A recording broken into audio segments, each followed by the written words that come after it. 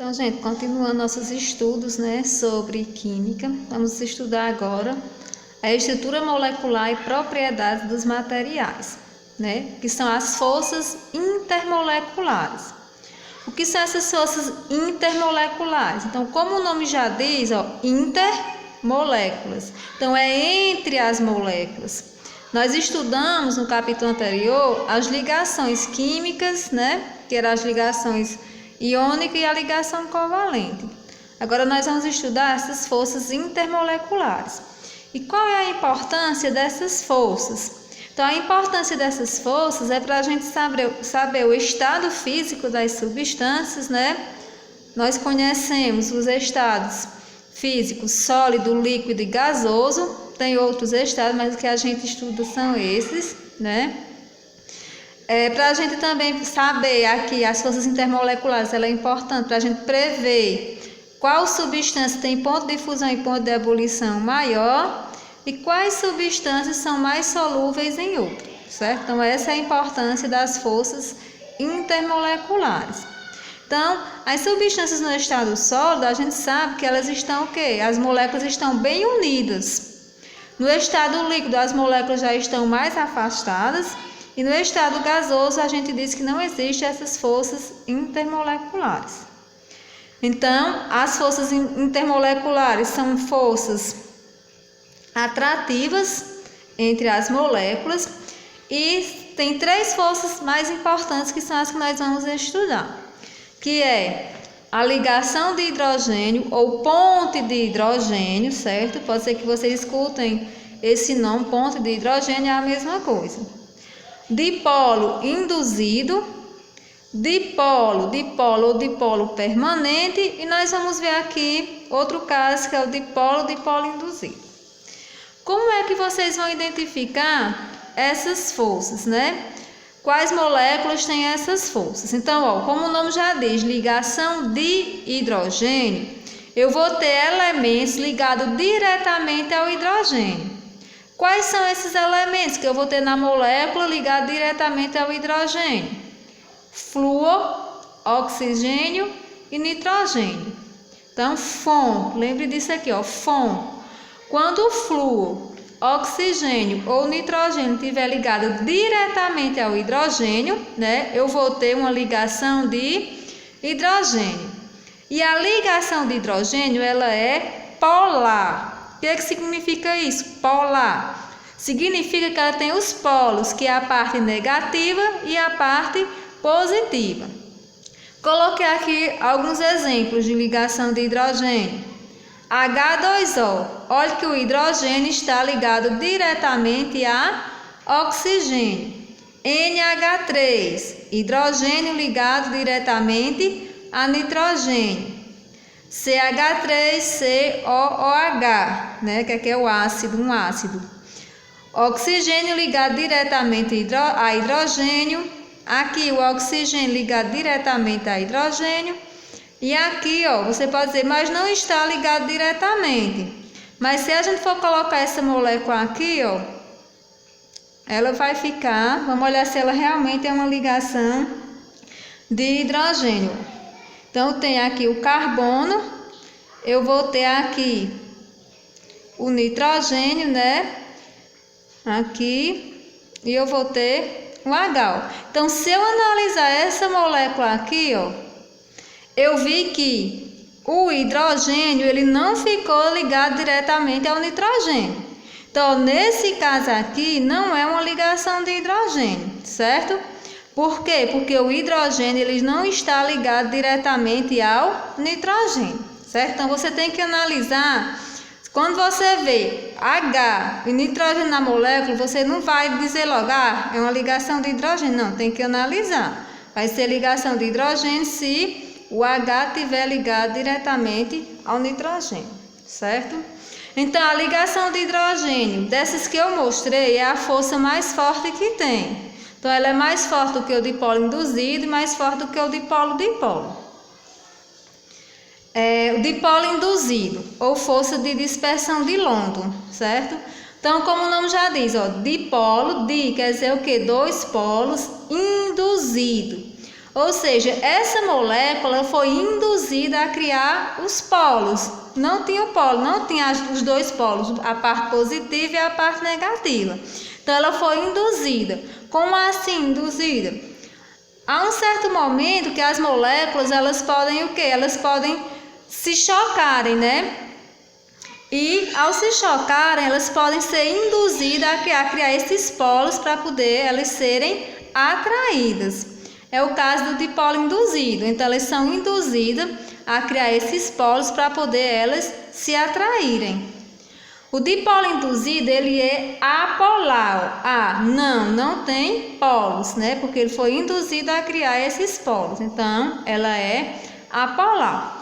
Quando é que você vai saber se uma molécula ela é um dipolo induzido?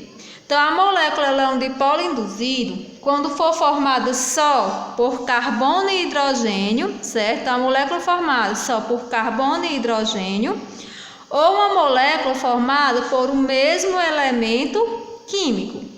Então, olha aqui o caso do gás oxigênio. O gás oxigênio ele é um dipolo induzido porque ele é formado por um mesmo elemento químico, olha, 2 átomos de oxigênio. O CH4, que é o metano, ele é um dipolo induzido porque ele é formado só por carbono e hidrogênio. Então, quando a molécula for formada só por carbono e hidrogênio ou por um mesmo elemento químico, eu vou dizer que ele é um dipolo induzido e a molécula ela é apolar, certo? O dipolo induzido é a força mais fraca que existe, então é mais fraca do que a ligação de hidrogênio e mais fraca do que o dipolo-dipolo. Existem aqui umas exceções, ó, o CO2. Apesar do CO2 não ser formado só de carbono e hidrogênio nem do mesmo elemento químico, ele é um dipolo induzido. O tetracloreto, ele também é um dipolo induzido, então são exceções aí de dipolo induzido. Então, se você sabe que ligação de hidrogênio é quando o hidrogênio está ligado diretamente a um desses elementos, né? E que o dipolo induzido é quando a molécula é formada só por carbono e hidrogênio ou por o mesmo elemento químico, o resto que sobrar vai ser o quê? Dipolo-dipolo ou dipolo permanente, certo? Então, o dipolo-dipolo, ele é o quê? Polar. Assim como a ligação de hidrogênio, né, que é polar, o dipolo-dipolo também ele é polar, certo? Então, ó, exemplos, o HCl, H3C, H3COCH3 e o SO2, certo? Então, aqui são dipolos. Então, o que é que você tem que saber aqui? Você tem que saber identificar a ligação de hidrogênio, né, que é mais simples, e o dipolo induzido. O resto que sobrar vai ser dipolo-dipolo, ok? Então, dessas 3 forças que eu mostrei para vocês, a ligação de hidrogênio é a mais forte. Segundo é o dipolo-dipolo, certo? Segundo é o dipolo-dipolo, o dipolo permanente. E a mais fraca é o dipolo induzido. Dipolo induzido é apolar. Dipolo-dipolo, ligação de hidrogênio são polares. Há também aqui outro exemplo que é dipolo-dipolo induzido. Como assim? Dipolo-dipolo induzido. Quando eu tenho moléculas polares que se unem com moléculas apolares, certo? Ou vice-versa. Então, eu botei aqui o exemplo, ó. O O2, que ele é uma molécula apolar, é um dipolo induzido porque é formado do mesmo elemento químico e a molécula da água. Então, quando eu pego aqui o O2 e a água, eles vão formar o quê? Um dipolo-dipolo induzido. Por quê? A água é apolar, aliás, o oxigênio é apolar e a água ela é polar, certo? Então, vamos ver aqui. A intensidade das forças, elas vai influenciar diretamente na temperatura de ebulição e na temperatura de fusão, certo? Então, quanto mais intensa é a força, maior vai ser a sua temperatura de fusão e sua temperatura de ebulição. E como é que você vai saber? Você tem que saber qual é o valor? Não. Você vai só comparar para saber quais substâncias têm maior ponto de fusão e maior ponto de ebulição. Por exemplo, eu comparo nessas duas substâncias, ó, H2O e CO2. Nessas duas substâncias aqui, qual vai ter o ponto de ebulição maior, o ponto de fusão maior? Se eu comparar HCl e NH3, CO2 e CH4, como é que você vai saber? Então, tem aqui 4 passos para a gente saber. Então, para observar qual substância tem ponto de fusão e ponto de ebulição maior, a primeira coisa que você vai olhar é o tipo de força.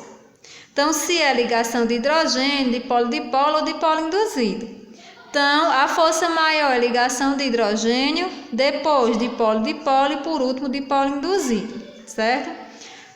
Outra coisa que você vai olhar, se as forças forem iguais, quando você comparar duas substâncias, você vai olhar o quê? O tamanho da cadeia.